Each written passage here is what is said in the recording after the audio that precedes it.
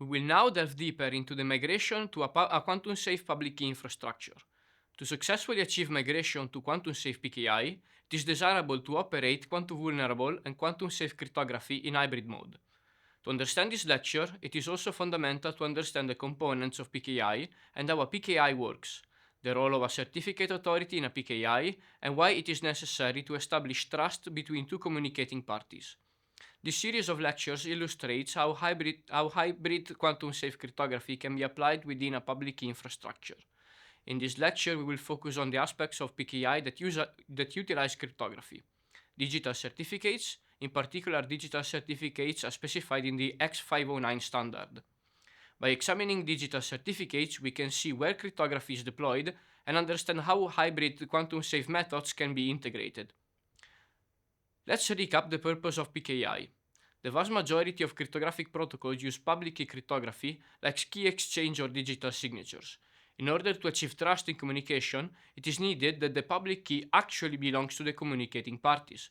This is where digital certificates come into play. The purpose of a digital certificate is to aid authentication by binding a public key to its owner, which is also called the subject. A digital certificate is a data structure that holds information about its subject, the entity to which this certificate is issued.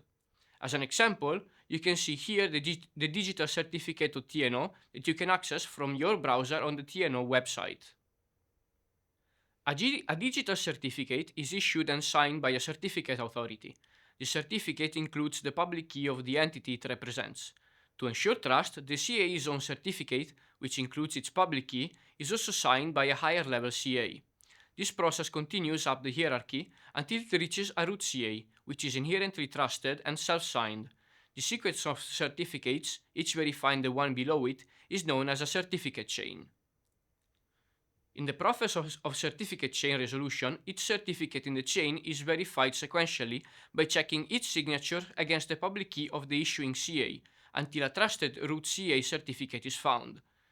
The verification process stops when it encounters a certificate that has been issued by a CA your system explicitly trusts.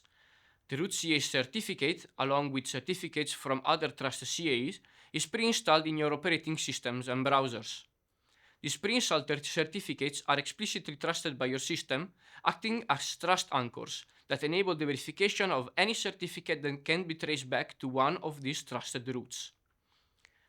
The most well-known example of the use of digital certificates is in TLS connection, from a client to a server.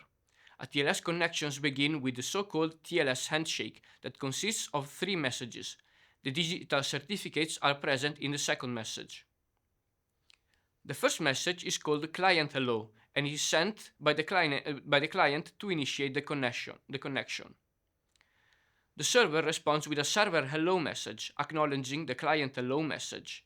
In the server hello message, the sender sends to the client a list of supported cryptographic algorithms and its own digital certificate. Upon receiving the certificate, the client checks its validity period, verifies the digital signature on the certificate, and resolves the certificate chain.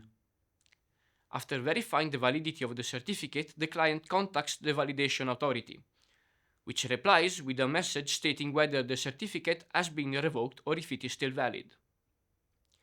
Digital certificates are typically provided in an encoded format to aid with transmission and storage. One common encoding format is PEM, which encodes the certificate in base 86 and wraps them in the tags begin certificate and end certificate, as you can see in this example. It is possible to decode the certificates back to their original standard syntax, which allows us to inspect their structure. Let's now take a look at the structure of a digital certificate. A digital certificate contains metadata, the version of the certificate, the serial number, and the algorithm used to sign it. You can see information about the certificate authority that has issued the certificate under the name issuer. Next, you can see the lifetime of the certificate, which is the period of time in which the certificate is considered valid. Typically, digital certificates issued to end users have a validity of 1 to 2 years, while the certificates of root CAs have a lifetime that ranges from 8 to 25 years. Then information about the owner of the certificate, in this case TNO, and the information about TNO's public key is reported. In this case, it is an RSA public key. We can see then the extension field that may contain additional information about the certificate. This extension may include the purpose for which a public key can be used, a link to the policies of the PODC authority under which this certificate has been created and managed, and a URL where the certificate revocation list can be obtained.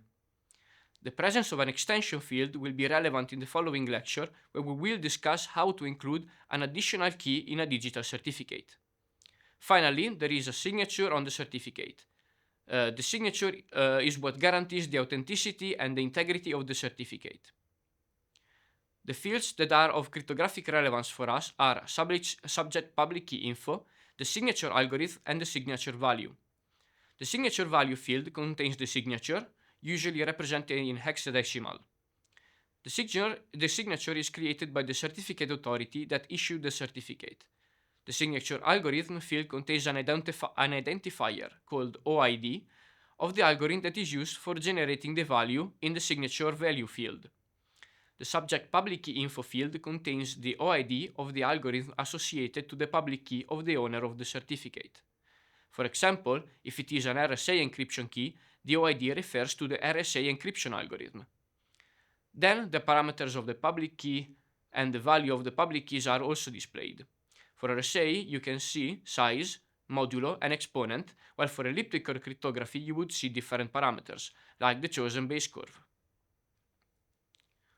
To conclude, the main takeaways from this lecture are the technical details of digital certificates according to X509 standard. We examined their structure, identifying key fields such as the subject public key info, signature algorithm, and signature value, which contain the cryptographic signature and public key, and the extension field, which can contain additional valuable information. These fields are an important building block for the further topics in which we will investigate how they can be used in the migration to quantum-safe hybrid PKI.